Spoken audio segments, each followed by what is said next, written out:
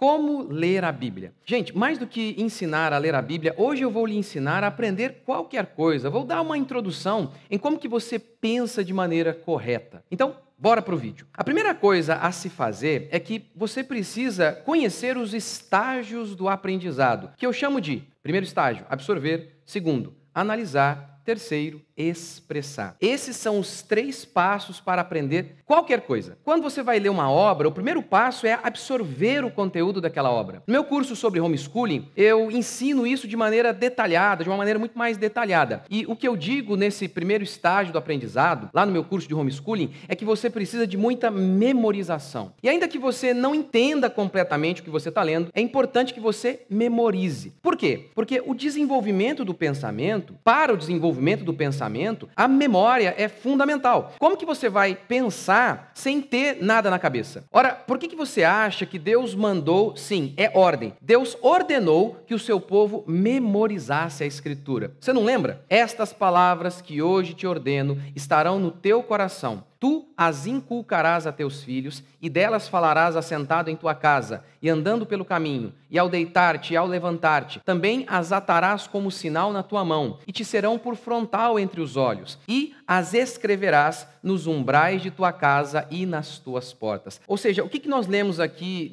nesta ordem que Deus deu para o povo? Repetição e escrever. Repete, repete. Você vai inculcar a palavra para o seu filho, no seu filho de manhã, de tarde, de noite. Muita repetição. E depois, escrever. Por quê? Porque tudo isso existe, isso facilita a memorização. Por que é tão importante decorar a Bíblia toda? Sim, decorar a Bíblia toda. Com isso é óbvio que eu não estou dizendo que você vai memorizar cada vírgula, cada sentença, cada versículo. Mas é importante ter, assim, sabe, um panorama, um vislumbre de toda a ideia bíblica aí na sua cabeça. E isso é importante por quê? Porque você não pode pensar sem ter nada na cabeça. Você não pode fazer as conexões sem memória. Eu vou dar um exemplo muito simples para você. Eu, quando comecei a ler a Bíblia, logo quando eu me converti, eu estabeleci um plano de leitura e eu lia 12 capítulos por dia. Isso mesmo, só leitura, sem estudo. Eu tinha a parte da leitura e tinha a parte do estudo. Mas, em se tratando de leitura, apenas ler 12 capítulos por dia. Por quê? Porque eu sabia que era importante memorizar as histórias. E ainda que eu não entendesse muito do que eu lia, mesmo assim. Isso é fundamental para o aprendizado de qualquer coisa. Dorothy Sayers, ela chama essa fase, que eu chamei aqui de absorver, de fase papagaio. Aquela que você repete as coisas, que você memoriza, mesmo que você não entenda muito. Por exemplo, a crase, você está aprendendo crase. Crase vem do grego, significa fusão. É a fusão do artigo a mais da preposição a. Não entendeu nada? Sem problema. Decore o conceito. Crase é fusão, fusão, A mais A. Decore o conceito e quanto mais você exercitar, mais estudar, mais esse conceito que você decorou vai se abrindo para você. Essa porta do conhecimento vai se abrindo, mas para que essa porta se abra,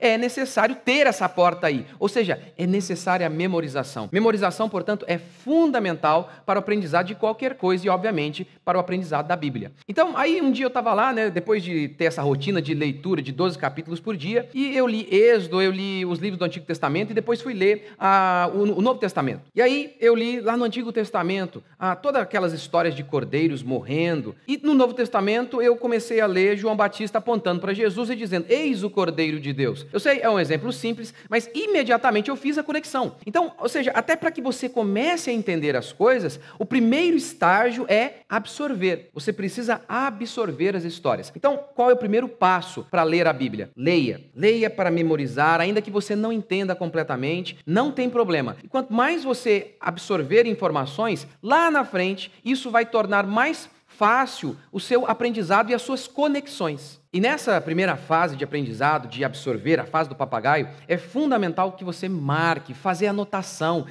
rabiscar mesmo a sua Bíblia e resumir. Resumir é muito importante. É tão importante que no meu curso sobre homeschooling eu digo assim: se você esquecer de tudo que eu falei até aqui, faça o seguinte com seus filhos: ordenem que eles leiam e resumam. Ler e resumir, ler e resumir, ler e resumir. Desenvolver o pensamento é como construir uma casa. Quanto mais ferramenta e mais material você tiver, mais bonita a sua casa vai ficar. Portanto, você precisa absorver o máximo que você puder para ter bastante material na cabeça para construir bons pensamentos. A leitura, ela não pode ser uma coisa passiva. Para ser eficaz, ela precisa ser ativa. Caneta na mão. Sem caneta, você é analfabeto.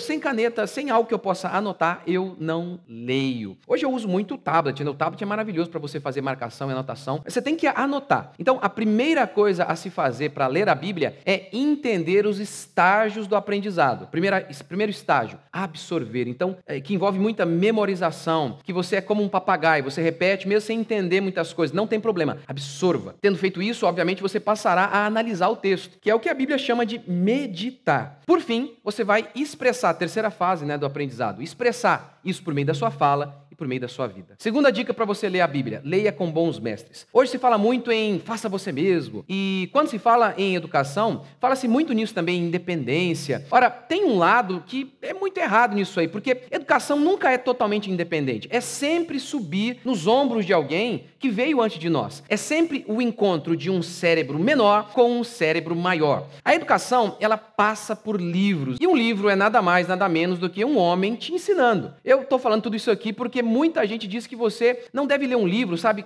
por exemplo, com um comentário, seja de um professor vivo ou um professor morto, através de outro livro, né?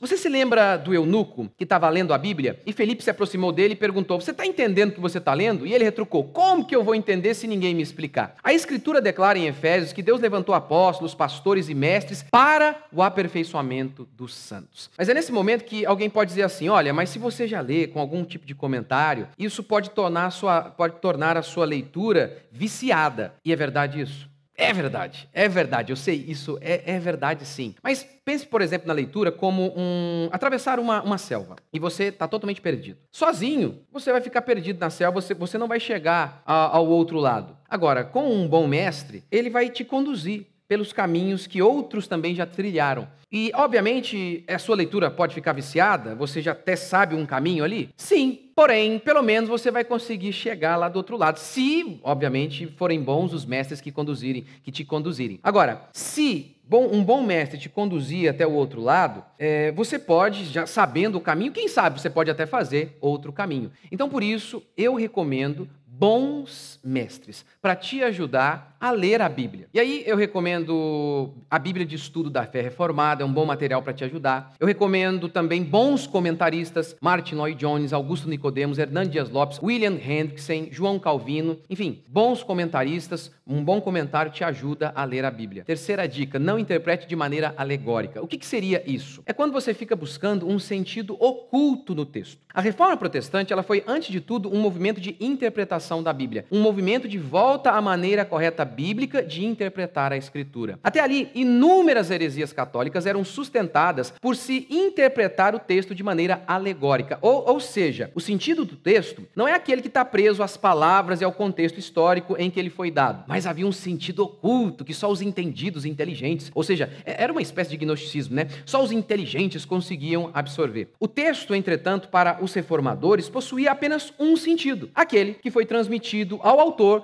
para os seus ouvintes originais. Mas, ao interpretar o texto alegoricamente, o texto pode ter inúmeros sentidos. Deixe-me dar um exemplo para expressar isso que eu estou falando para vocês aqui. Filo, ele era um judeu que vivia na diáspora e interpretava a Bíblia de maneira alegórica. E ele fazia isso porque ele queria conciliar os ensinos de Platão com a Bíblia. Por exemplo, ao amaldiçoar o homem em Gênesis por conta do seu pecado, Deus disse que a terra produziria cardos e abrolhos. E isso é literal. A partir do pecado, espinhos iriam brotar na natureza. Ou seja, doenças, a morte, tudo isso seria uma constante na natureza a partir dali. Mas Filo interpretava de maneira alegórica. Para ele, o sentido não era literal. Para Filo, cardos e abrolhos representavam outra coisa, tinha um sentido oculto. Cardos e abrolhos, para Filo, representava as paixões da alma humana, os pecados da alma humana. Ou seja, a maneira correta de interpretar a Bíblia, seguida por Jesus e pelos apóstolos, é o que nós chamamos de método gramático histórico. O sentido do texto está presente nas palavras e em seu contexto histórico